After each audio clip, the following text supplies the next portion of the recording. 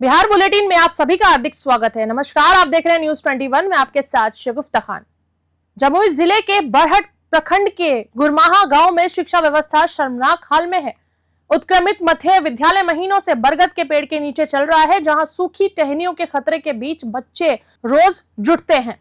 School में नामांकन 117 बच्चों का है, लेकिन शिक्षक और प्रधानाचार्य शायद ही कभी आते हो। बच्चे खुद झाड़ लगाते हैं, बोरा बिछाकर पढ़ाई करते हैं।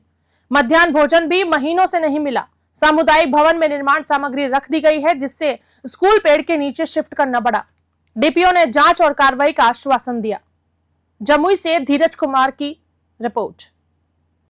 था इसमें ये समुदाय भवन है, स्कूल है नहीं। अच्छा, यहाँ स्कूल है ही नहीं, नहीं। इसी में स्कूल चलता था पहले। हाँ, फिर बच्चे लोग मतलब कि और अब कहाँ चलता है स्कूल? अब वही गाछ है वो। गाछ के नीचे। हाँ, ये तो बच्चे सब का ही है। जो स्कूल में बच्चे आते हैं उसी को खिलाया जाता है। रखने की व्यवस्था है, ये नहीं तो रखेगा कहाँ? तो चावल इसी तरह लावारिस फेंका हुआ है। ना, सीमेंट का गोदाम यहाँ पड़ा हुआ है, सीमेंट रखा हुआ है, छीटा पड़बे करेगा। हाँ, तो सीमेंट भी इसमें पड़ रहा है, तो ये चावल तो फटा हुआ है। यही चावल उठाकर फिर स्कूल वाले खिलाएंगे बच्चा को? यही चावल खिलाते हैं? दो धागे को तो खिलाना पड़ेगा, कहाँ से खिलाओगे? जेब से नहीं खिलाएगा आदमी। मास्टर हेडमास्टर साहब आते हैं यहाँ? पहले आए थे, लेकिन नहीं आते है। टीचर नहीं आता है, खुलता है 10-11 बजे। ये कोई टाइम होता है, 10-11 बजे आता है, फिर ये 2-3 बजे चला जाता है, 2 बजे। अभी तक टीचर पहुंचा है, देख सकते हैं। कितना टाइम हुआ है अभी? अभी तो 9 बज गया, 10:30 बजने वाला होगा। 10 बजने वाला है, अभी तक कोई नहीं आया। नहीं आया। तो स्कूल अपना भवन है कि नहीं? ये पहले स्कूल इसी में चलता था ना, पंचायत भवन में ना?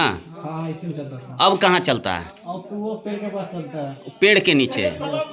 अभी तक कोई नहीं आया? अभी तक कोई नहीं आया। स्कूल सर चल रहा है अभी, जो फिलहाल जो अंदर पढ़ा था। तो अभी बच्चा कोई टीचर आ आया है? टीचर का आएगा, अभी थोड़ा लेट से आएगा। अभी तक नहीं आया है। जो हेड मास्टर जो है सर, हाँ। उसको बराबर ही नहीं करता है। हेडमास्टर आज तक आते ही नहीं आता है। है नहीं। हाँ इसके बाद खाना भी बंद है। इसके बाद खाना में जो है ना राशन तो है चावल, हाँ। लेकिन फिर भी ये दाल ना तेल ना मसाला ना और कुछ है। अभी वो जो पेड़ है बोरगाछ से पढ़ाता था, विद्यार्थी वही आता है। 2 मैडम है और एगो जो उसको क्या नाम है, सेंटू सर। यहाँ पर कहाँ स्कूल है? एगो स्कूल चलता था वो भवन में, समुदाय भवन में। हाँ, तो वही तो उसी में तो पढ़ाता है। तो अब कहाँ पढ़ाता है? अब ये गाछ तर पढ़ाता है, बोरगाछ तर। गाछ तर। तो आप क्या करते हैं? क्या खाना बनाते हैं? तो खाना कब से नहीं बन रहा है? कम से यही 1 महीना से नहीं बन रहा। 1 महीना से खाना नहीं बन रहा है? हाँ, हाँ सर, 1 महीना से नहीं बन रहा है खाना। तो ग्रामीण तो कह रहे हैं 2 महीना से नहीं बन रहा है। सर 1 महीने से नहीं बन रहा, अभी मतलब कि 1-1.5 महीना से लगभग नहीं बन रहा है। नहीं बन रहा है। जमुई जिला के बरहट प्रखंड के बरहट पंचायत के गुरमाहा में मैं मौजूद हूं, जहां कभी गोलियों की तरतराहट गूंजती थी, लोग यहां निकलने से डरते थे। वैसे जगह पर बिहार के मुखिया नीतीश सरकार के द्वारा एक स्कूल बनाया गया है, जो उत्क्रमित मध्य विद्यालय गुरमाहा बताया जाता है। और ऐसे में यहाँ के बच्चे जो कभी गोलियों की तरतराहट सुनते थे, अब शिक्षक के द्वारा यहाँ शिक्षा का अलग जग रहा है। लोग पढ़ने के लिए जागरूक हैं, लोग पढ़ना चाहते हैं। और ऐसे में इस स्कूल के शिक्षक ही नदारत हैं। आप हमारे सामने देख सकते हैं कि बच्चे मौजूद हैं पढ़ने के लिए, और यहाँ कुर्सी भी मौजूद है। कुर्सी को देखकर बच्चे पढ़ रहे हैं। दरअसल यहाँ आज जो शिक्षक आते हैं वो कभी कभी आते हैं और कभी कभी नहीं आते हैं। यहाँ तक कि यहाँ के रसोइया से हमारी बात हुई, उन्होंने साफ कहा कि हम हेडमास्टर साहब को सपना में ही देखते हैं। वो 15 अगस्त और 26 जनवरी और कोई बड़े अधिकारी आते हैं तभी नज़र आते हैं, इसके अलावा वो कभी नज़र नहीं आए। मात्र 2 शिक्षिका और 1 शिक्षक ही स्कूल में आते हैं, और वो भी कभी कभी आते हैं। और ऐसे में एक सवाल और खड़ी होती है कि जब बरहट उत्क्रमित मध्य विद्यालय स्कूल कहा जाता है, तो ये स्कूल आखिर है कहाँ? कई दिनों तक ये स्कूल एक समुदाय भवन में चला। अब समुदाय भवन में सीमेंट का गोदाम बना दिया गया है। स्कूल जहाँ चलता था, बच्चों को पढ़ाया जाता था, वहाँ सीमेंट रख दिया गया, और बच्चे अब इस विशाल वर्ग के वृक्ष के नीचे पढ़ने को मजबूर हैं। आप देख सकते हैं एक टहनी भी लटका हुआ है, अगर ये किसी बच्चे पर गिरता है तो बच्चे जख्मी हो सकते हैं। और ऐसे में ऐसे शिक्षक लापरवाह नज़र आ रहे हैं। ये एक गांव ऐसा भी है जहां के स्कूल के बच्चों को करीब 1 महीना से भोजन नहीं बना है और चावल भी आप देख सकते हैं, जो चावल इन लोगों को खिलाया जाता है वैसा चावल लोग अपने पशुओं को भी नहीं खिलाते हैं। जिस तरह सीमेंट बगल में है, फेंका हुआ है चावल, वो पूरा चावल रद्दी स्थिति में है और ऐसे में बच्चे बीमार पड़ सकते हैं। और ऐसे में सारे अधिकारी लापरवाह नज़र आ रहे हैं और जिला पदाधिकारी से लेकर कई शिक्षा पदाधिकारी तक यहाँ मुआयना करने आते हैं बीच बीच में, लेकिन किसी ने भी इस गांव के लोगों पर ये नहीं जताया कि यहाँ की लोगों की आखिर समस्या क्या है। जमुई से धीरज सिंह की रिपोर्ट। मौसम विभाग के अलर्ट के बाद लखीसराय में सुबह से ही तेज हवा के साथ मूसलाधार बारिश हो रही है। आसमान में काले बादलों के कारण दिन में हो रही रात जैसा नजारा हो रहा है। लोग वाहनों की लाइट जलाकर सड़कों पर चलने को मजबूर हैं। लगातार बिजली की गड़गड़ाहट से विद्युत आपूर्ति बाधित कर दी गई है और लोग डरे सहमे से हैं। इस बारिश से किसानों की परेशानी बढ़ गई है। खेतों में सूखी पड़ी रबी और गेहूं की फसल को काफी नुकसान हुआ है, जिससे किसानों की चिंता और गहरा गई है। लखीसराय से संतोष कुमार गुप्ता की रिपोर्ट। भागलपुर के परबत्ती लब्बू पासी लेन इलाके में सनसनीखेज मामला सामने आया है, जहां सूरज गौतम और अजय शाह नामक 3 भाइयों ने खुद पर दर्ज केस को पूरी तरह से झूठा बताया। इनका कहना है कि 2016 में शराबबंदी आंदोलन का नेतृत्व इनकी मां प्रमीला देवी ने किया था, जो महिला संघर्ष समिति की अध्यक्ष थी। इसी दुश्मनी में उन्हें साजिशन फंसाया गया है। तीनों भाइयों ने घटना वाले दिन अपनी मौजूदगी अलग अलग जगहों पर बताई और सीसीटीवी फुटेज होने का भी दावा किया है। उन्होंने सूचक रंजित मंडल को आपराधिक प्रवृत्ति का व्यक्ति बताया, जिस पर पहले से कई केस दर्ज है। मामला विश्वविद्यालय थाना कांड संख्या 35/2025 के तहत दर्ज है। पीड़ितों ने निष्पक्ष जांच की मांग की है। भागलपुर से राहिल सिद्दीकी की रिपोर्ट।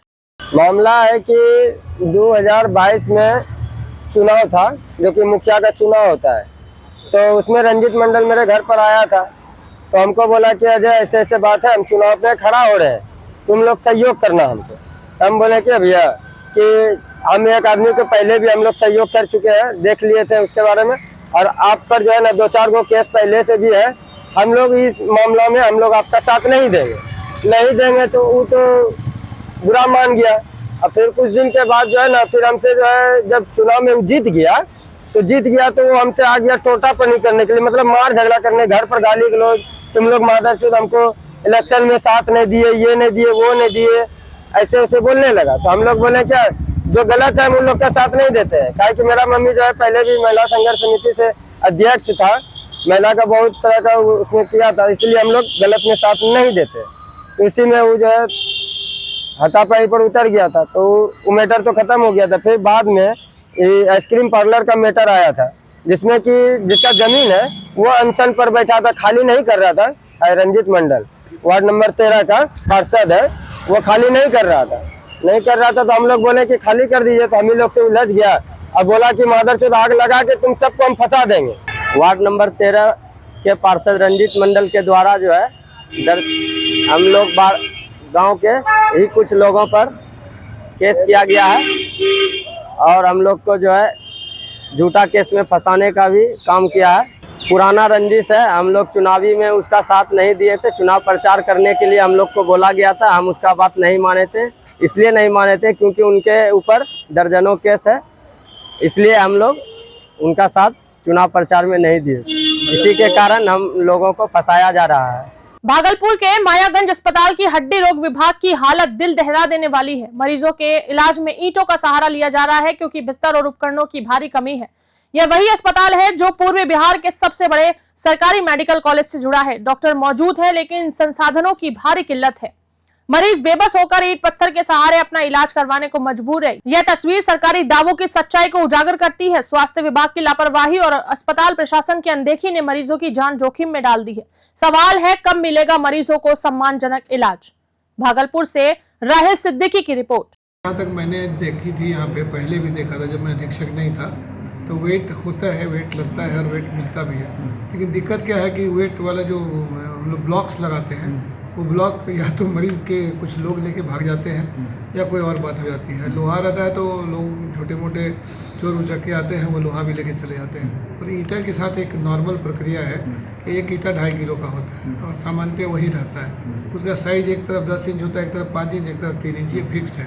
तो जब साइज भी फिक्स है, ये भी फिक्स है, वेट भी फिक्स है, तो हम लोग नॉर्मली डेवलपमेंट के हिसाब से देखेंगे साइंटिफिकली तो ईंटा लगाना बहुत प्रॉपर नहीं है, लेकिन अगर कार्य करने के लिए देखेंगे तो कार्य करने के हिसाब से वो उतना वेट दे सकता है जो ट्रैक्शन करता है। ऐसे ये उचित नहीं है, मैं इस पर चल रहा हूँ और मैं पुनः जो है उनके वेट्स वाले जो मशीन ब्लॉक्स होते हैं वो मंगवाने की कोशिश करता हूँ। फिलहाल खबरों में इतना ही। बने रहिए हमारे साथ न्यूज़ 21 पर। नमस्कार।